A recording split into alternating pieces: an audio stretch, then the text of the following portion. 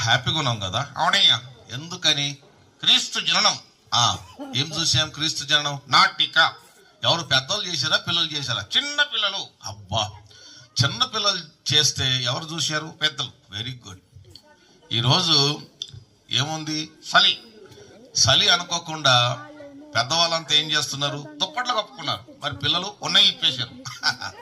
నిజమే. డ్రామా చేయడానికి పిల్లలు ఎంత ఆసక్తితో ఉన్నారంటే చాలా ఆసక్తితో ఉన్నారు కదా? అవునయ్యా. ఎందుకని? నీవు నేను నమ్మిన దేవుడు నిజమైన దేవుడు. ఓకే, ఆయన కొరకు ఏది చేసినా తక్కువే కదా? అవునయ్యా. కాబట్టి మన జీవితాల్లో దేవునికి మనం ఎలా ఉండాలి? రుణపడి ఉండాలి. Very good. అసలు యేసుక్రీస్తు ఈ లోకానికి రావడానికి కారణాలు ఏమైనా ఉన్నాయా? ఉన్నాయా? ఏమున్నాయి? మూడు కారణాలు. నాకు తెలియని విషయాన్ని నువ్వు ఈరోజు ఇక్కడ కూర్చున్న మనందరికి చెప్పాలి. ఓకే, అసలు యేసుక్రీస్తు లోకానికి ఎందుకు వచ్చాడు? నీకు తెలీదా? నాకు తెలియదు కాబట్టి నేను నిన్ను అడుగుతున్నాను, నువ్వు కొన్ని విషయాలు ఈరోజు చెప్పాలి. ఓకే, ఏంటి ఆ సంగతులు? ఎందుకు వచ్చాడు యేసుక్రీస్తు?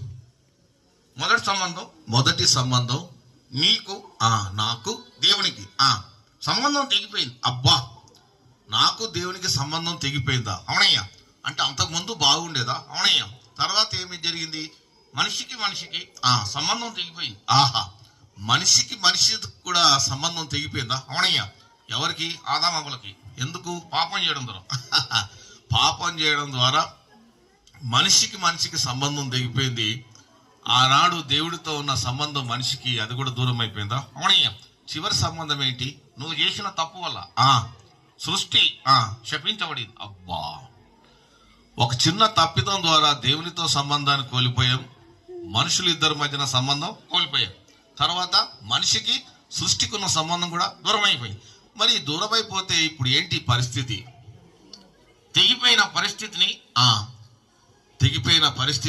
తిరిగి కట్టడానికి దైవ కుమారుడు ఈ లోకానికి మానవమూర్తిగా రావాల్సి వచ్చింది. ఓకే, ఈ మాట చెప్పగానే వీళ్ళందరూ ఏం చేయాలి? చప్పట్లు కొట్టాలి. నిజమే. ఒక దైవత్వం కలిగిన వ్యక్తి దేవుడి దగ్గర ఉండవలసినటువంటి భాగ్యాన్ని కదా? అవునయ్యా. ఎలాంటి భాగ్యం? సమానంగా ఆయన ఉండగలిగేటటువంటి స్థితి, స్థానం అన్ని వదులుకొని ఎవరి కోసం వచ్చాడు? నీ కోసం, నా కోసం. ఎందుకని?